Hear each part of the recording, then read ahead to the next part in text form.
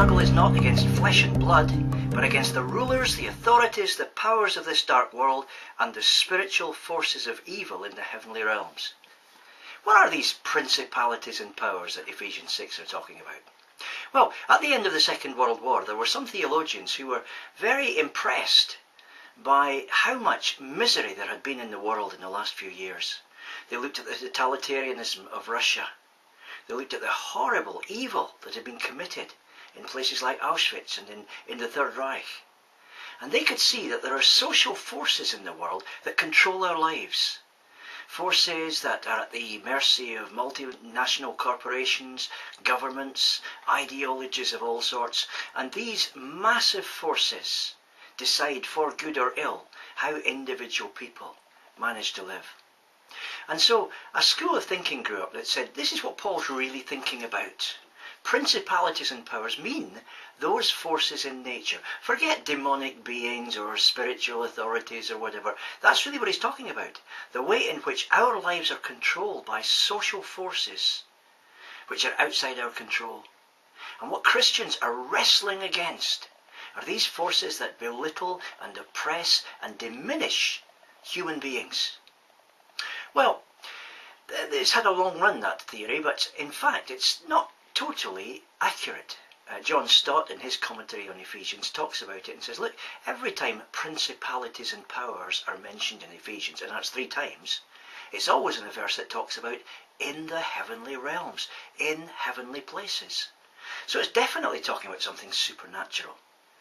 And the suspicion is that at the end of the Second World War, this all seemed a little bit kind of juvenile and out of date to many modern theologians. And so they wanted to bring the Bible up to date and say what Paul's really talking about are political and economic forces that prey on people's lives. And Stott says, no, that can't be the case. Paul is definitely talking about demonic powers. But the interesting thing is, if you ask the question, who are these principalities and powers? You can't say economic political forces. If you ask the question, how do they work? Now you're saying something. You see, our spiritual enemies aren't just concerned with you and me as individuals. They want to wreak havoc all over God's creation. So wherever you see oppression and injustice in the world, wherever you see an ideology that's going wrong, civil war breaking out, ethnic cleansing, people treating others as less than human simply because of some belief or some habit or custom that they're in the grip of, there you're seeing the principalities and powers in action. The principalities and powers aren't the same thing as those social structures, but they certainly work through them and do their mischief. And so Paul says we're wrestling against all that stuff. We're not just fighting sin and evil in individual human beings' lives. We're fighting it in society too. And part of the gospel is the way in which it challenges the way that human beings live together. That's why God is bringing about this new humanity, which we've been thinking about in the book of Ephesians. Tearing down the walls that separate people, bringing them into a radical new community. Because he wants to show the world through what he is doing that they don't have to live in the grip of evil powers any longer. There is a real way of living in freedom.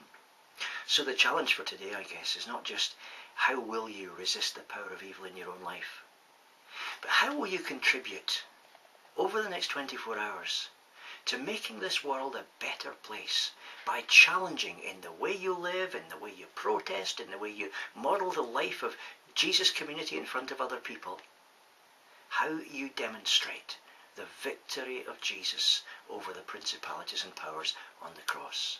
How will you stand against those principalities and powers in the way that you live your life in society today? Have a think about it.